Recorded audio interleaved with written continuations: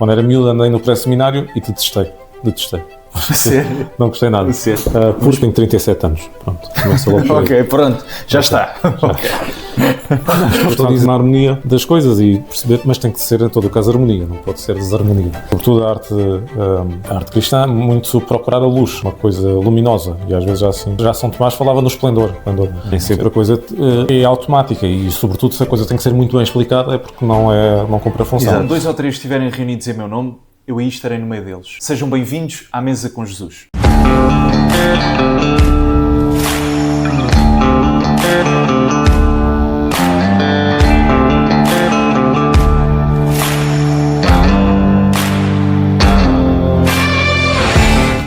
Desta vez temos aqui uma pessoa muito especial, alguém que para mim e para a Beatriz nós conhecemos no jubileu deste ano, portanto foi um autêntico sinal de esperança.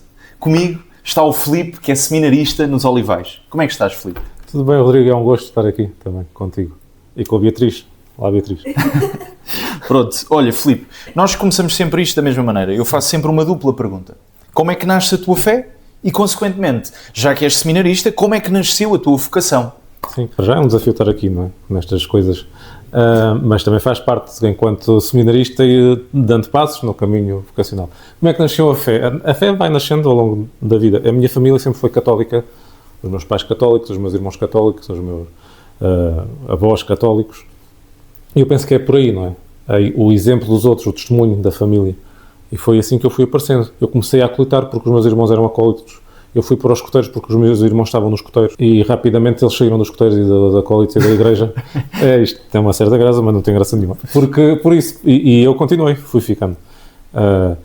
E sim, sempre fui de ir à missa e dessas coisas. No fundo, a partir do exemplo dos outros. É claro que depois a pessoa deixa de ser criança e passa a crescer e passa a fazer sentido muitas coisas. Isso é o fundamental. Mas nunca tiveste separado da igreja? Nunca tiveste... Não, nunca tive. Cristo foi alguém presente desde... Sim, eu nunca tive... Cristo nunca me abandonou, embora eu às vezes tivesse abandonado Cristo. Okay. Porque, de facto, às vezes... Algumas ocasiões aborrecia-me ir à missa e não ia, mas foram poucas vezes, porque depois pensava, não vou agora, mas depois vou mais tarde e acabava por ir. Ou assim outros momentos menos felizes, mas de facto nunca houve nenhum momento que eu tivesse estado absolutamente afastado da igreja e sempre assim colaborando. Nem sempre a gostar, às vezes, às vezes a coisa isso é um ponto gostava, importante. Às vezes a coisa gostava, mas ia mantendo. Isto quando era mais novo. E os teus pais falavam contigo sobre as passagens da Escritura? Ou não era um tema? Não, os meus pais eram muito ativos mesmo nas equipas de Nossa Senhora e a minha mãe era catequista e isso assim. Mas iam esforçando e procurando passar a fé e o testemunho de vida. Pronto, mas depois lá está, eu também tinha os meus irmãos que não queriam saber nada disto. Depois, desde que entrei no seminário, a coisa foi mudando e alguns foram se aproximando, com a graça de Deus. Mas, na verdade, não tive assim nenhum momentos absolutamente fora da igreja. Agora, depois fui fazendo várias coisas na igreja, como dizia, e desde da catequese, depois ao grupo de jovens e isso tudo. Quando era miúdo andei no pré-seminário e detestei. Sério? Não gostei nada. Sério? Mas porquê? Tinha uma grande diferença de idades, porque eu tinha 12 anos, eles tinham 14, 15, 16. Parece que não é muito, mas naquelas idades é fundamental. Se houver vários de 12 anos, e depois alguns mais velhos, é uma coisa. Agora, se for só um e os outros todos mais velhos, havia um grupo de mais novos, mas na altura os padres acharam que eu podia já passar para os mais velhos e eu não gostei. E pronto. E depois saí, fui-me afastando. Portanto, no fundo isso também vai responder à questão vocacional, não é? Porque como é que vai sendo o caminho? É uma coisa que eu me apercebi muito mais tarde, é que o Senhor foi acompanhando em alguns momentos. E eu percebi, nós somos muito convidados no seminário, e mesmo numa fase anterior ao seminário, a ir lendo a nossa história de vida, a partir da fé. Em que momentos é que a fé nos tocou e a importância que foi. E perceber que, de facto, nos momentos em que eu estava próximo de Jesus e na igreja, eram momentos realmente felizes. E são momentos realmente felizes. E, portanto, todo o homem anseia pela felicidade. E não é, este caminho faz mais feliz do que aquele. A verdadeira felicidade é essa com Cristo. E sim, foi assim um caminho que foi sendo feito e continua a ser feito nesse aspecto. E quando é que tu entraste para o seminário? Só para perceberem também lá em casa a tua idade, porque o Filipe entrou só mais tarde no seminário, não foi uma coisa... Nós já tivemos aqui pessoas que, por exemplo, começaram com 15 anos no pré-seminário e depois foram. Sim, até hoje em dia são padres. Claro. Pronto. E Claro. o teu caso é diferente, isso é interessante. Sim. Então, eu, como disse, eu estava na igreja e junto e fazer as coisas de igreja e aplicar e isso tudo. E quando tinha 18 anos, eu gostava muito de ler, na altura saíram, eu tenho 37 anos, pronto, começa logo por aí. Ok, pronto, já está. Estou a dizer, mas agora já está dito. Podemos cortar esta parte. Não. E então, e na altura da minha adolescência, era o Papa Bento XVI, que era o Papa reinante, como algumas pessoas dizem. Mas ele lançou a encíclica Deus Caritas Est, e eu li essa encíclica, que achei aquilo espetacular. Depois foi lançando outras encíclicas, eu fui lendo e estava ali muito entusiasmado, de tal modo que pensei, eu vou tirar o curso de Teologia, porque eu gosto destas coisas, da questão da Teologia, na altura, antes de ir para a universidade, e pensei nisso. E falei com o padre, o prior, e ele torceu o nariz e disse, tu não gostas de mais nada? Gosto de Direito, eventualmente, então vai para Direito. Eu também fui para Direito. Depois logo se vê, está bem, logo se vê. Bom, logo se vê, e logo se vê foi passando, porque eu depois tirei o curso de Direito. Exato. Na clássica, é verdade. Depois tirei lá o mestrado, depois fiz o estágio na Ordem dos Advogados e fui ficando. E pronto. E a dada altura, e a coisa da vocacional foi ficando para trás. De resto fiz tudo o que era suposto, ou algumas coisas que não era suposto, tipo namorar e assim outras coisas. E no fundo fui continuando a vida e crescendo e fazendo parte, sem deixar a fé e sem deixar a igreja, mas a questão vocacional estava bastante afastada, não tinha nada essa ideia. Até que um dia, eu logo quando acabei o curso voltei a falar com o prior, entretanto tinha mudado de prior e a vida foi correndo. Qual é que era a paróquia? Sou de Santa Isabel. E falei com o prior e durante alguns meses fomos falando sobre as questões vocacionais, nesta questão de ver a vida à base da fé. E depois, mas aquilo deu em nada. Estamos a falar no ano 2012, 2012-2013, que foi quando o Papa Francisco chegou, em 2013. Exato. E eu acabei por ir afastando esta ideia vocacional. Porque naquela altura era uma coisa muito intensa que eu tinha, e será que não é, e vamos ver, e quando coloquei a questão, a coisa desapareceu, perdi o interesse. Mas até porque depois ia fazendo outras coisas, e eu pensava, bom, mais ou menos já tenho a coisa resolvida, porque eu colaboro com a paróquia, eu na mesma altura comecei a colaborar com a Caritas Portuguesa, enquanto voluntário. Exato, enquanto voluntário. Eu já trabalhava a trabalhar e pronto, e tinha uma série de atividades que já me permitiam dizer tipo ao senhor a vez, olha, eu já tenho aqui, já estou o que consigo dar e portanto não me chateis mais. Posso eu fazer a minha vida normalmente. E assim foi, e continuei a fazer. Pronto, entretanto as coisas deram muitas voltas, foram correndo. E, sim, como eu disse, eu namorei, quero pegar neste aspecto por um simples motivo, é porque às vezes eu quando namorava muitas vezes tinha aquela ideia, eu não posso pensar no seminário. A ideia vinha muito ocasionalmente, mas eu pensava, eu não posso pensar no seminário porque era uma traição à rapariga com quem estou. E depois, se não tinha namorada, pensava, eu não posso pensar no seminário porque eu agora estou encalhado e, portanto, é melhor não pensar nisso porque eu não tenho ninguém. E durante muitos anos isto andou aqui a batalhar. Mas depois batalhavam outras coisas e tinha outras questões que também me vinham à mente. Até que um dia, em 2020, à altura do Covid, eu fui falar outra vez com o padre, com o meu prior, e nem precisei dizer nada. Ele diz, vai haver agora um retiro, se quiseres ir, ao retiro. E fui, que é a semana de verão. E pronto, e a partir daí entrei logo no seminário. Eu fui à semana de verão em julho, entrei no seminário em setembro. Eu faço as o Dom José Policarpo dizia que a vocação é sempre um golpe de amor, uma surpresa, um golpe de amor. E então, eu estava a pensar, como é que é este caminho que eu não estava à espera e que as coisas vão acontecendo. É isso, o Senhor vai-nos confirmando como é que é o meu caminho vocacional. O caminho nem sempre com as surpresas.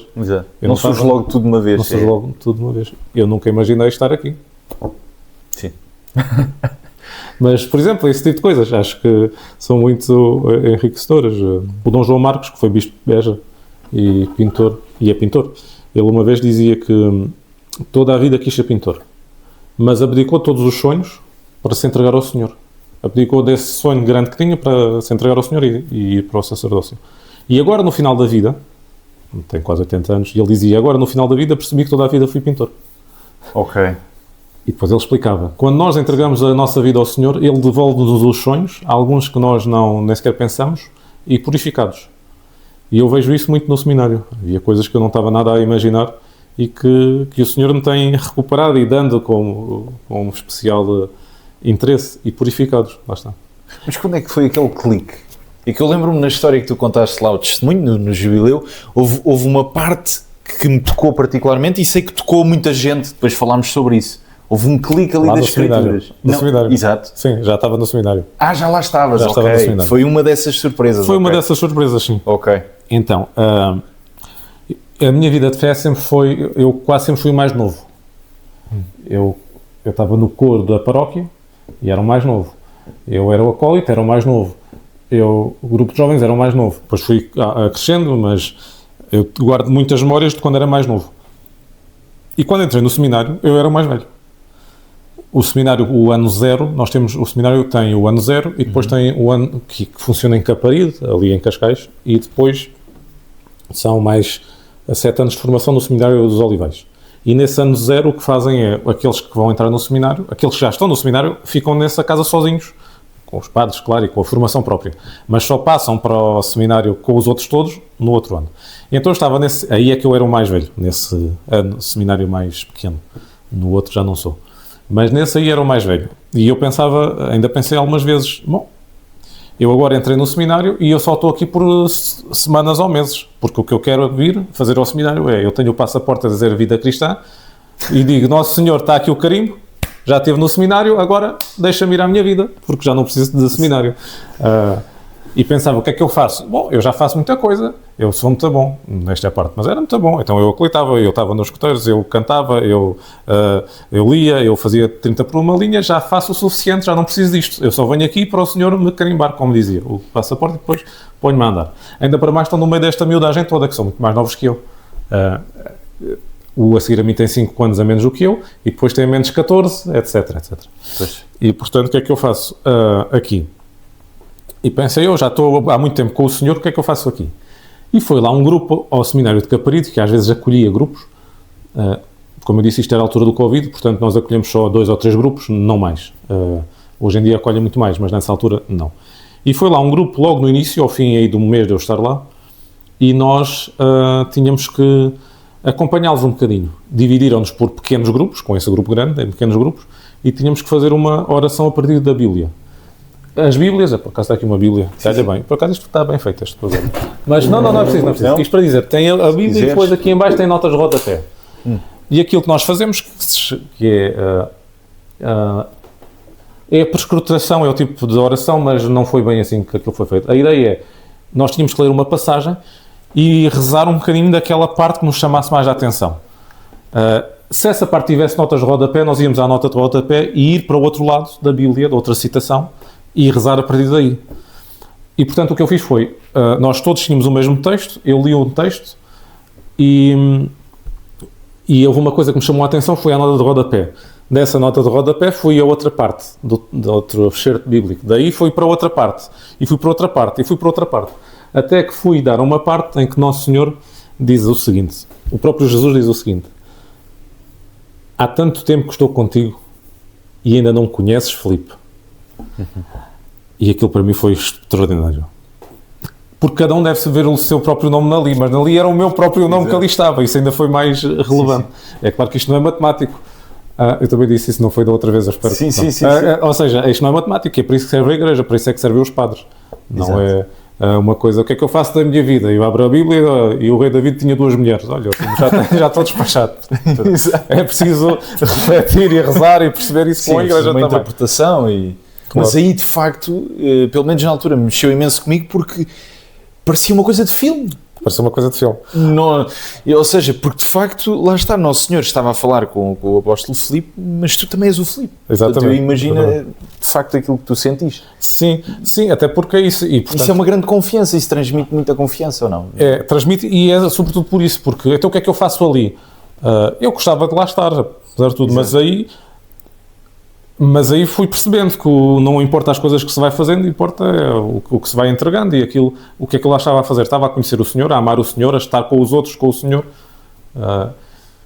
O Senhor também, a primeira coisa que faz, e nós ouvimos isso mesmo no domingo, neste domingo, que era a ideia de que foi chamando os apóstolos. E a primeira coisa que ele fez, Jesus, foi criar uma pequena comunidade com os apóstolos, para estarem com ele, vim de ver. Senhor, onde moras? Vim de ver, e lá está, para estarem com ele, e a ideia é essa. Eu posso fazer muitas coisas em nome de Jesus, mas será que é mesmo em nome de Jesus? Até que ponto é que eu me entrego? E não é mau, necessariamente, ainda bem, é melhor fazer em nome de Jesus do que fazer outras coisas, não é? Ou não fazer, mas em todo o caso é perceber a importância de parar e de rezar e de estar com o Senhor e com os outros, e creio que isso foi isso que o Senhor me chamou principalmente a estar. Sim. Sim, sim. Não, a pergunta que eu ia fazer era, depois de dares o teu testemunho, é perceber como tu sentes que os jovens estão mais em busca da fé ou não? Qual é a tua percepção? Sim, eu creio que houve aqui uma grande fase, que foi da altura do Covid, em que a coisa foi um bocadinho abaixo, até porque a Igreja não... Houve algumas respostas que deixaram de ser dadas com toda a frontalidade. Sim. E pronto, isso acabou por deixar algumas consequências, mesmo a Igreja era uma grande, continua a ser um grande sítio de encontro comunitário. As pessoas encontram-se onde? Os cafés cada vez se encontram menos, porque toda a gente tem a bica em casa e tira lá o Expresso. Mas encontravam-se nos cafés. Nos mercados, vão ali ao supermercado, ao Continente e a outra, não posso fazer publicidade. Quem é que paga isto? Mas encontravam-se na missa, na igreja, nos funerais, nos casamentos. E durante algum tempo não houve funerais, não houve casamentos, não houve nada com o público, isto na altura do Covid. Isto para dizer que também teve consequências em termos dos jovens. Muitos deixaram de ir à escola nessa altura, muitos jovens tinham aulas em casa e não sei o quê, e há muitos que ainda estão a tentar recuperar, mas muitos ficaram afastados de questões sociais, de relacionamentos sociais à conta disso. A mesma coisa à Igreja, qual é que é a procura? A procura que houve um tempo, e nós ainda estamos a sofrer um bocadinho as consequências disso, em que as vocações sofreram um certo abalo, sobretudo porque havia pouca procura, ou pouca disponibilidade, ou pouco encontro. Mas creio que hoje em dia se vão procurando e questionando muito. Os jovens muitas vezes têm ânsia de saber respostas. Aliás, nós também falávamos ainda há bocadinho antes desta conversa oficial começar a gravar, que era a ideia da inteligência artificial, e sim, eu creio que uma grande vantagem da inteligência artificial para a inteligência artificial é que é a capacidade de dar respostas. Exato. E muitas vezes os jovens têm... Bem articuladas, em segundos, ou às vezes com uma grande profundidade. Sim. Procuram, e os jovens procuram respostas. Pode-se dizer, já tem a papinha toda feita, podiam procurar, mas de qualquer forma, essa ânsia da verdade, e da verdade mesmo que porque nem sempre a inteligência artificial transmite aquilo tudo na verdade. Sim, mas tem um certo rigor que isso encanta nesse aspecto. Porque dizer coisas assim meio abstratas, a vocação não é nada de... Esta ideia, porque às vezes as pessoas dizem, sobretudo as senhoras mais velhas, como é que foi ouvir a voz? Isto não há nenhuma voz do género... Tipo locutor de rádio. Exatamente, exatamente, não é nada assim, não é? Pede só ao proprietário do veículo 47B para tirar o carro, não é isso? Não há...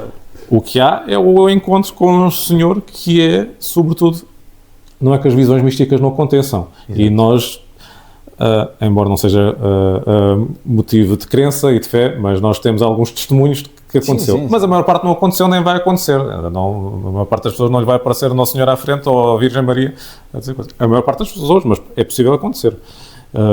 Isto para dizer que muitas vezes o que acontece, e quase sempre, a voz que se vai tendo é a voz comunitária, a voz da Igreja, a voz dos pais, a voz dos avós, a voz dos textos bíblicos, como deu o exemplo da homilia, do padre que lá está e que nos acompanha. E é aí que se vai fazendo o caminho. Então, por exemplo, como é que tu interpretas? Porque eu tendo a discordar um bocadinho. Ou seja, eu já fiz também aqui um vídeo que, a nível mundial, por exemplo, o ano passado, em França, foi dos anos em que houve mais crismas e batizados, sobretudo para pessoas mais velhas. Pronto, não estou a dizer a questão dos jovens, mas aquilo que eu me tenho vindo a perceber é que, efetivamente, há uma maior busca. E eu acho que o Covid foi exatamente o fator de mudança. Pode ter sido, simultaneamente também pode ter sido nisso. Agora acontecem novos fenómenos também e chegou ao meu conhecimento alguns assim de alguns jovens e alguns menos jovens que também à conta disso foram fazendo uma certa preparação pela internet, o que não é uma coisa muito aconselhável, na verdade. Por estar com uma série de erros. Mas já há um, pelo menos que eu conheço, que foi isso. Não era batizado, mas não tinha comunhão nem nada, e o que ele foi fazendo foi lendo umas coisas na internet e tal, e um dia chegou ao pé de um padre, que ele não sabia quem era, confessou-se e foi comungar, e pronto, e fez a primeira comunhão, foi assim. Não é muito aconselhável, porque há esta visão comunitária mas isto para dizer, e voltamos ao mesmo, há uma ânsia de saber, uma necessidade de saber, e uma procura pela verdade. E vai crescendo da forma que quiser. Sim, nós encontramos várias maneiras de alcançar. E uma delas era exatamente o que eu queria tocar, a questão da cultura e da música, porque houve para mim sempre uma frase que me tocou muito do Dostoiévski, que é a beleza salvará o mundo, não é? Sim. Tu já leste o Idiota. O do Idiota, exatamente. Pronto. Sim. E então, isso foi uma vez... Não sei se podemos fazer spoilers. Quando é que ele diz isso? Já não me recordo. Tem uma cruz, pronto, mas o que interessa é essa. Pronto. Mas sim, o Papa João Paulo II escreveu em 99 um documento que é a Carta aos Artistas. Exato, sim. E tem um capítulo com esse título. E é que ele incentiva os artistas, às vezes também há a ideia, uma coisa contemporânea e tal, é má porque a Igreja deve ficar num determinado estilo. A Igreja nunca ficou fechada em guetos e, portanto, é muito bom o determinado estilo, mas também é bom perceber que há um diálogo que se vai fazendo com o mundo. Também é essa ideia, porque se nós ficássemos só com a filosofia do Aristóteles, purificada por São Tomás, era uma coisa ótima. Só que, entretanto, o mundo foi rodando com outras coisas e tudo é importante e nós precisamos, a propósito da cultura, sim, essa ideia de que a cultura pode ser uma grande ferramenta por vários aspectos. Um aspecto interno de... Muitas vezes a música é construtora de comunidade. As pessoas reúnem-se à volta da música e nós vemos isso até socialmente, no sentido de vão a concertos disto, sim. ainda há pouco tempo, e todas as semanas há concertos e as pessoas vão lá com a música para o convívio. A Igreja também tem essa capacidade e é importante continuar a mantê-la, uma capacidade de união interna da música. E depois também de promoção externa, promoção no sentido de se dar a conhecer. Nós, infelizmente, muitas vezes deixamos essa parte um bocadinho de lado da cultura. E quem diz a música diz o teatro, diz o cinema. É importante também haver autores católicos e autores, atores, realizadores, dramaturgos e músicos católicos que possam também conseguir ir passando a mensagem E o que é que tu achas que aconteceu, por exemplo, na história? Porque uma das coisas, até é curioso estares a dizer isso, eu tenho dado explicações e uma das disciplinas que eu tenho com um rapaz é a História e Cultura das Artes. E é muito curioso, porque uma das coisas que ele está a estudar agora é o século XIX e é o romantismo e depois o realismo.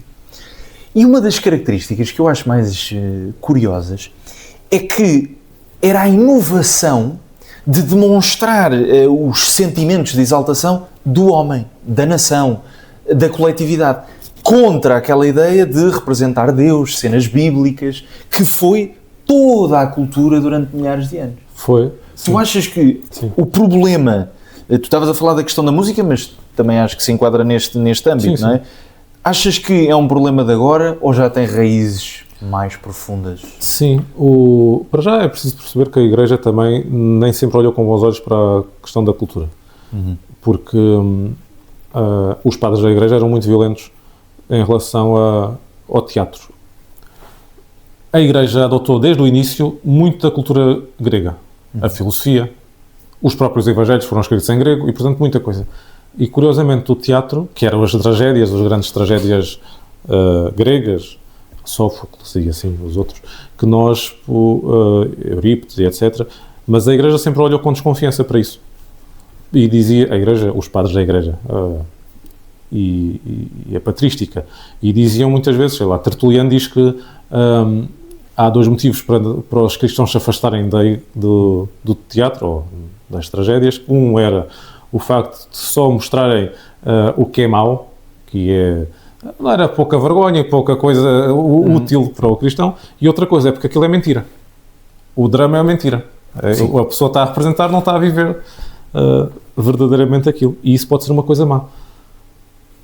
Pronto, vale o que vale, até porque, com o devido respeito, as parábolas, são contos. Naquilo, Jesus não está a dizer aconteceu mesmo assim assado. E Exato. de propósito não está a contar isso. E fala por parábolas, por propósito, e diz, fala por parábolas porque é para se...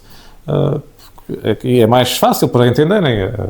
As mensagens passam melhor e também é para alguns não entender. Pronto.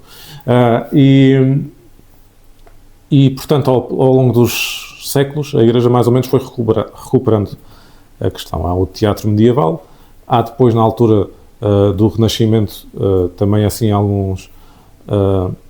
algumas experiências teatrais, e sobretudo na Contra-Reforma, São Filipe Neri, ou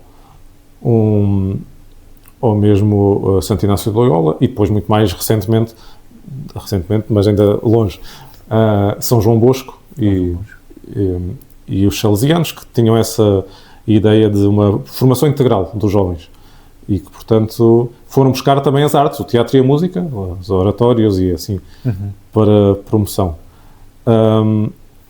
E o que é certo é que muitas vezes iam buscar a textos bíblicos. A Bíblia tem um manancial enorme de episódios que podem ser dramatizados, ou musicados, ou relidos, e pode-se fazer todos os anos milhares de livros à volta de personagens bíblicas, ou milhares de episódios, ou outra coisa qualquer. Pronto, aí nessa altura o movimento começou a afastar um bocadinho, aliás já de antes, não é? E que começou a afastar um bocadinho, a relegar as figuras bíblicas, e sobretudo a tirar Deus da equação. Tem aquela famosa frase do que é que agir como se Deus não existisse. E portanto vamos retirar Deus da equação. Até que apareceu o Papa Bento XVI e disse vamos fazer ao contrário, agir como se Deus existisse. Mas sim, é todo um mundo que deve ser novamente explorado, ainda com mais afinco, essa questão da cultura.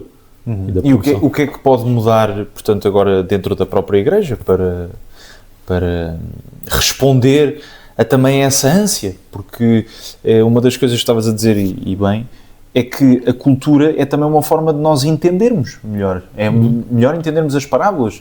É importante ter uma pintura. Há uma pintura que nós temos ali, até está aqui na nossa capela, que é do Filho Pródigo. Não sei se viste ali. E eu já houve muitas vezes, eu deparo-me e olho para ela e medito.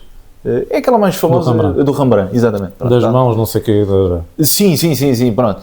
E isso leva-me a meditar. Sim. Portanto, é isto que tu dizes. E como é que tu achas que poderemos, no dia de hoje, século XXI, mudar isto? Ou seja, voltar a entrar na cultura e não ter medo de fazer... Porque, sejamos francos, eu acho que tanto a arte contemporânea, pronto, em geral, mas a arte contemporânea e moderna cristã é muito feia. Eu acho que nós perdemos a beleza das nossas igrejas e isso vê-se tanto na arquitetura, como na música, como na pintura. Bom, e as esculturas, sim. Também já vi esculturas muito estranhas. Sim. O que é que tu achas disto? Sim. Pronto. Então, se calhar a sensibilidade é um bocadinho diferente. Não. Pode haver, de facto, uma harmonia das coisas e perceber, mas tem que ser, em todo o caso, harmonia. Não pode ser desarmonia. Não é? Não sei se conheces a igreja de Santa Isabel, se não convido a ir lá. É uma igreja antiga que foi recuperada há pouco tempo e é num estilo novo, a recuperação. Mas aquilo até ficou muito bem feito, aliás, bastante bem feito. Tem um céu pintado. E o céu não é meramente um azul com estrelas, são nuvens. O céu tem nuvens e, portanto, aquilo tem nuvens. E há, assim, umas experiências que resultam.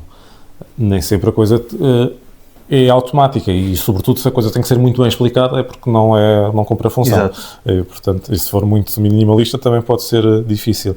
Mas, atualmente, a arte procura, e sobretudo a arte cristã, muito procurar a luz, uma coisa luminosa, e às vezes já assim... já São Tomás falava no esplendor, não sei, do esplendor, que era esse impacto das coisas. E De qualquer forma, uma coisa não pode ser relegada, nem pode ser afastada, sobretudo por isso, porque se diz ainda há bocadinho, se nós não recuperamos, se nós não aproveitamos, depois alguém aproveita e a coisa acaba por ir.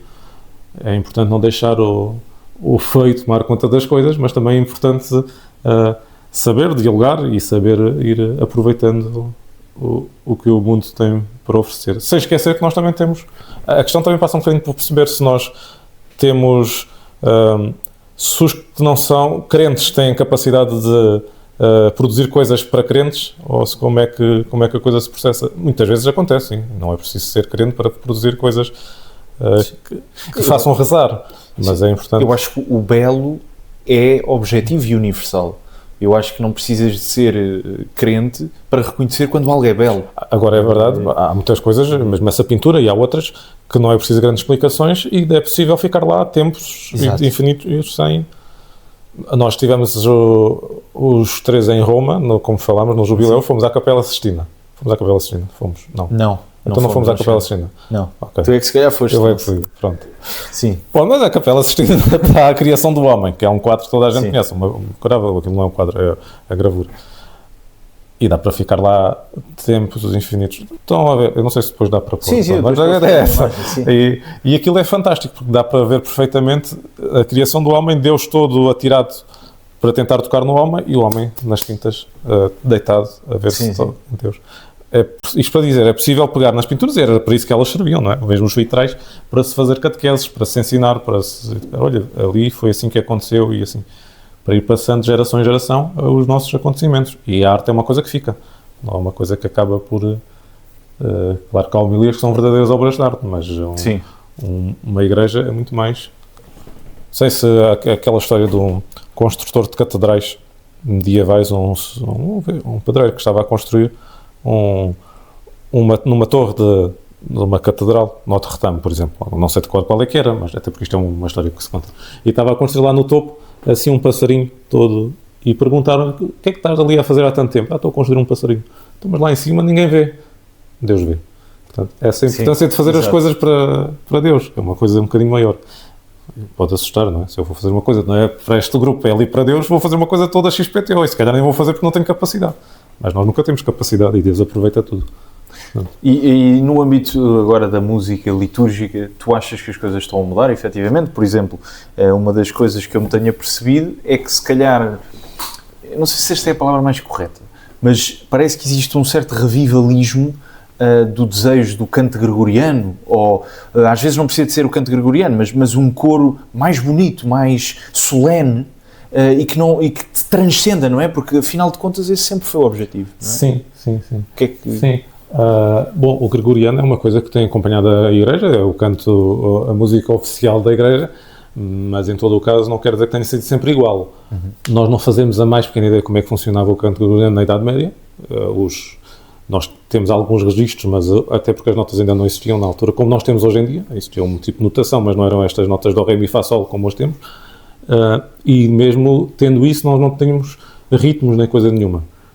Há músicas que nós estamos, que pode ser assim, que é assim que se tem cantado nos últimos, porque no final do século XIX houve um revivalismo com a Abadia de Solermes e que foi recuperar alguma coisa, mas foi recuperar como aquilo que eles quiseram recuperar. Portanto, o canto gregoriano que nós hoje temos é muito fruto do século XIX, do tal tempo do romantismo. E o princípio é o mesmo. Os princípios filosóficos são os mesmos, quer no romantismo deles, quer dos escritores, quer de outra coisa.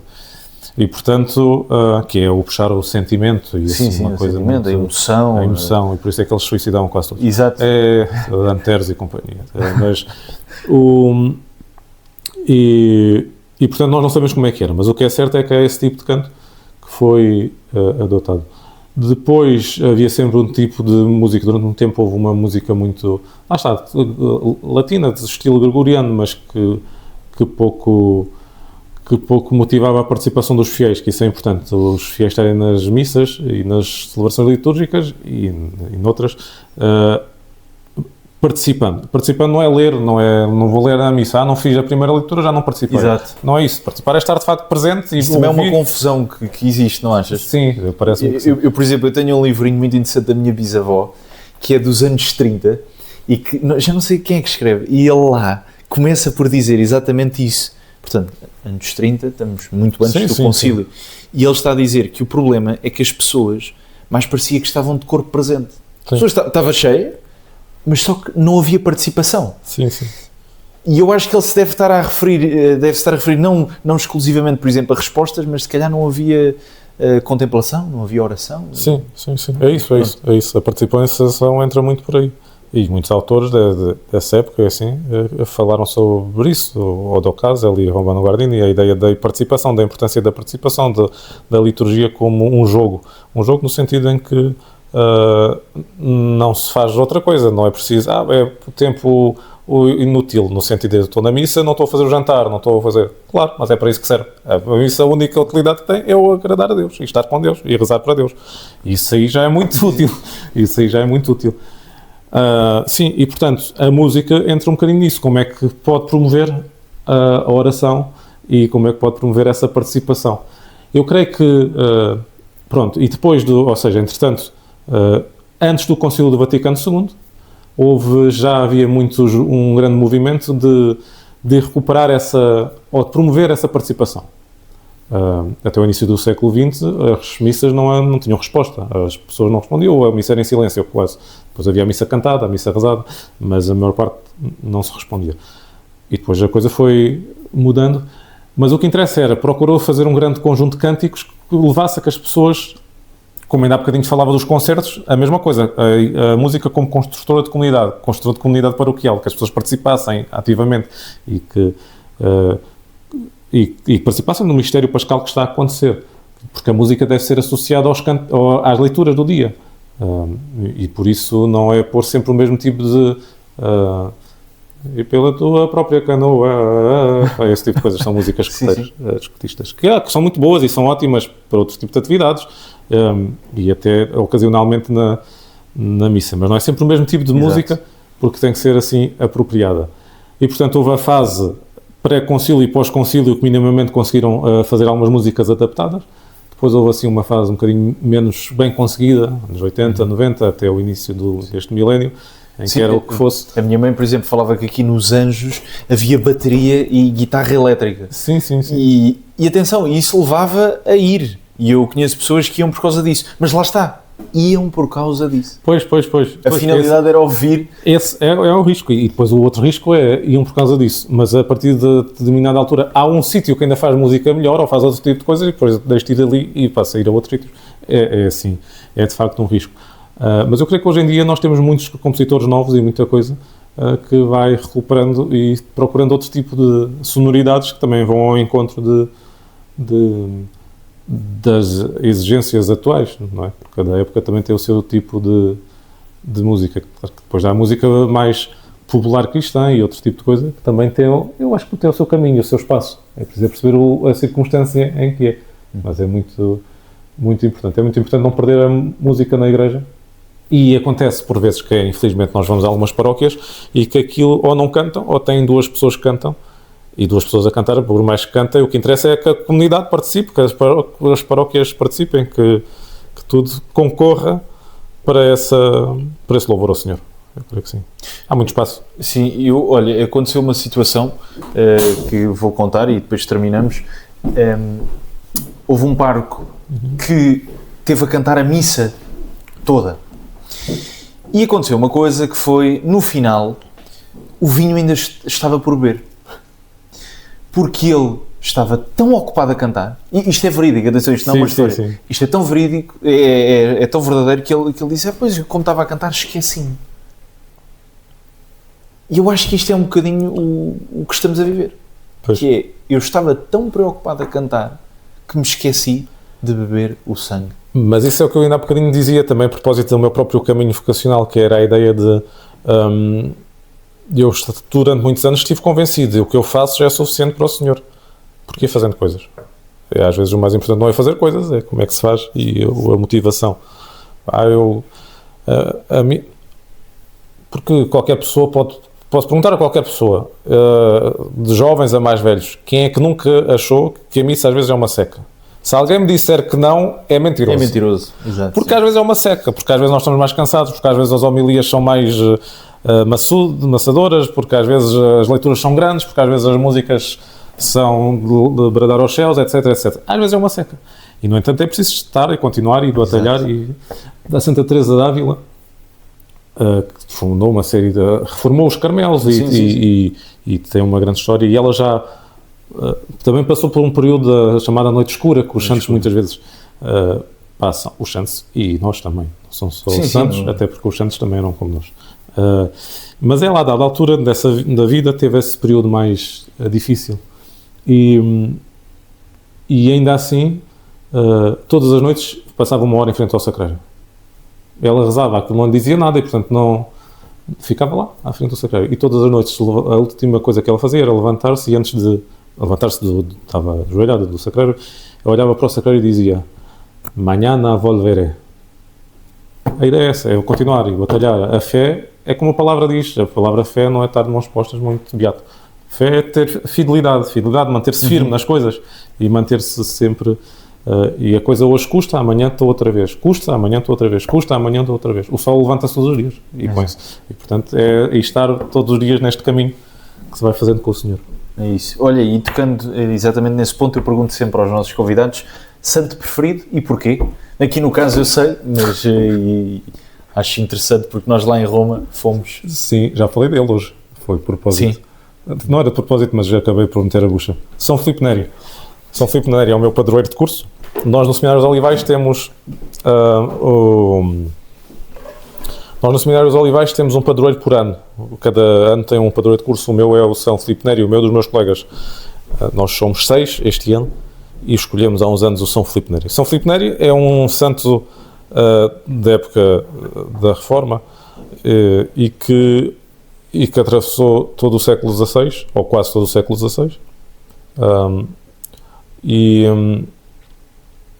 E que, aliás, o século XV, perdão, ele morreu foi no início do século XVI, e que foi muito importante. Foi ele que recuperou uma série destas atividades culturais e de promoção dos oratórios. Foi uma fundação, uma criação dele, porque a ideia era, ele queria ser missionário na Índia, mas acabou por ficar em Roma. Ele não era de Roma, era de Florença, mas acabou por ficar em Roma. É conhecido como o Santo da Alegria. E tem muitos episódios em que ele próprio se desvalorizava e dizia que não era nada, tinha fama de santidade, mas ele dizia, não sou nada santo, e foi assim um grande promotor da alegria e das atividades também culturais e lúdicas ao longo do Podes contar um desses episódios dele? Posso contar, há um que é assim um bocadinho mais conhecido e não é propriamente grande sinal, assim aparentemente, penso que isto tem de santidade, mas os papas muitas vezes o queriam fazer como cardeal. Aliás, vou contar duas já agora. Sim, força. Uma é esta, queriam fazê-lo como cardeal e ele arranjava sempre desculpas, não coisa, é tal, agora tal coisa, está com as costas, não coisa, não é. Até que um dia houve um papa que chega ao pé dele, tinha um cardeal ao pé, o papa tirou o barrete cardinalício do outro cardeal e diz, Padre Filipe, vou fazê-lo cardeal, e ia meter o chapéu no barrete cardinalício, e o santo São Filipe Neri pega no barrito e diz, cardeal, santidade, não, joga o chapéu fora, eu prefiro o paraíso. Qualquer dizer, os cardeais é aquilo. Outra história era uma senhora que tinha fama de santidade lá em Roma, e diziam, é uma milagreira, é uma santinha da ladeira, e o Papa chamou o Padre Filipe Neri para ver para ir investigar a coisa. Ver só abordar como é que a coisa, se de facto era verdade a fama de santidade ou não. E ele chega lá, estou a queixar-se das costas e está, minha santa, peço imensa desculpa que eu estou assim muito, hoje custou muito esta viagem, a senhora não se importa de me ajudar a descalçar as botas que estão-me a doer muito? E ela diz, não, então vai pedir isso a uma senhora. E ele levanta-se e diz, tudo daqui para fora que esta mulher não é santa, não se baixa para o serviço humilde, é porque isto não vale nada. Portanto, tinha assim uma série de histórias. Arranjava, se fosse preciso, cortava metade da barba para ficava com a outra metade feita, para, quando diziam que ele era muito santo, que já estou meio maluco. As coisas de Deus são para ser levadas a sério, certo?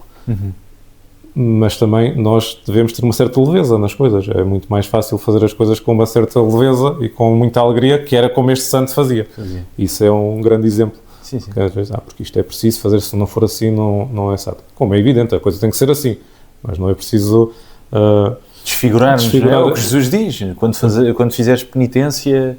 Exatamente, olha bem, exatamente, tal e qual é isso, que desfiguram as pessoas, que é para mostrar que são, estou muito mal, eu estou a fazer jejum desde a manhã, nem comi nada, que mal que eu estou, estão a ver para mim, eu estou muito bom, estou a fazer o jejum. Pronto, isso não vale a pena, vale a pena ter sempre essa alegria no serviço que se vai fazendo e na vida cristã. Muito bem, Filipe. Olha, muito obrigado por ter estado aqui. Se vocês gostarem, deixem o vosso like, comentem e partilhem. É muito importante este tipo de testemunhos e digam também pessoas que poderiam estar aqui comigo a conversar. Um grande abraço.